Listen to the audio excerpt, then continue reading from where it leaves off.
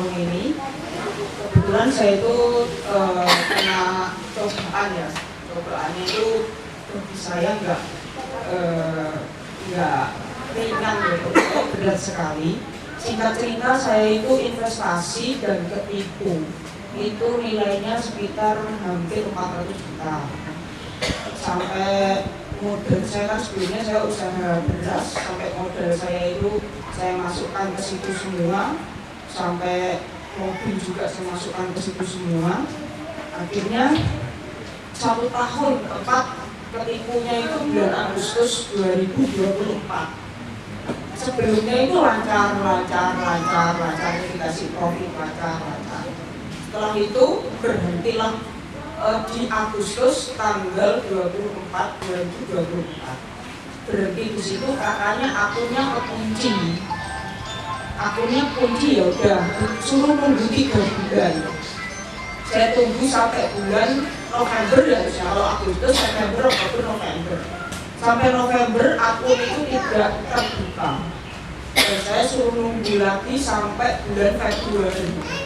Ya udah, saya ikutin, saya nunggu lagi. Saya sambil berdoa sama Tuhan, saya mencari Tuhan. Pokoknya ya uang segitu itu bagi saya nggak sedikit, itu banyak sekali, dan saya udah kerja keras gitu ya.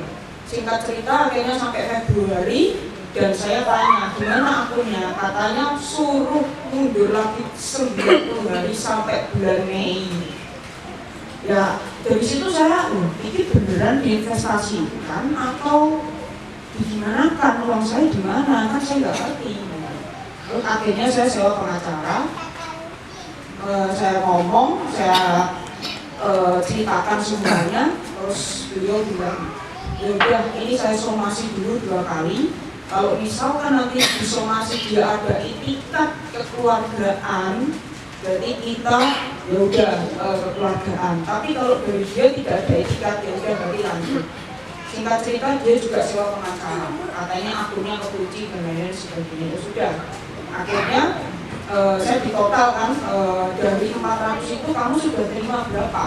Saya bilang setengahnya aja belum Pak. Saya bilang gitu ke pengacara saya.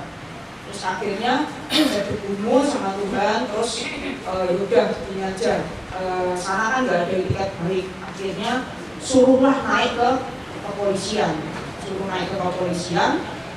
terus polisi bilang ini perkara pidananya tipis katanya gitu, ini kebanyakan keperdata. Terus pengacara saya itu bilang ya tolonglah Pak, tolonglah, kasihan anaknya juga masih muda, maksudnya ya tolonglah gimana caranya supaya bisa keluar uang itu, entah berapa. Saya ditanya kan, kalau misalkan keluar kamu minta berapa? Ya saya mintanya utuh, kalau utuh kayaknya keberatan, katanya gitu kan. Saya nunggu akhirnya, udah nunggu dulu ya, pengacara saya itu tembus ke kanitnya. Lalu kanitnya bilang, oke sabar, sudah hampir 2 bulan ini kok Tuhan kok gak ada jawaban. Saya sampai sharing ke Pak Lukas, mau dibantu dengan apa namanya? LBH juga. Tapi saya ngomong Pak Lukas tunggu nanti saya bilang ke pengacara saya dulu ya. Terus oh ya sudah ya. Terus akhirnya saya kemarin saya telepon ke pengacara saya pagi. Mas gimana Mas, kelanjutannya gimana dari Kapolres gitu. Suruh tunggu karena perkaranya bukan main aja. Soalnya kita kan majunya juga gak terlalu banyak duit ya.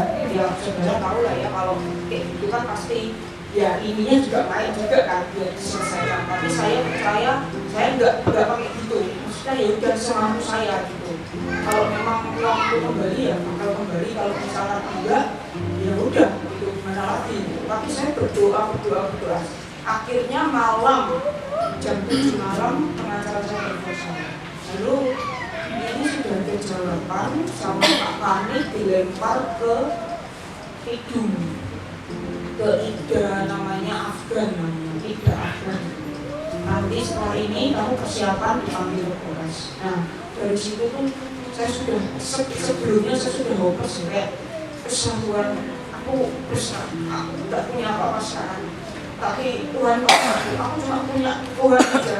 yang aku andalkan cuma Tuhan. Saya doa semua kepolisian saya doakan, pengacara segala macam semuanya saya doakan. Saya mengakui Tuhan orang yang menipu saya, biarpun dia itu bangun rumah, beli mobil 2, beli motor ninja, saya sebenarnya dari hati saya nggak rela gitu. Dia nipu saya sampai sengsara, sekarang saya nggak rela. Tapi akhirnya yaitu ternyata ketika kita benar-benar berserah sama Tuhan dan melepaskan pengampunan, Tuhan itu kasih jawaban.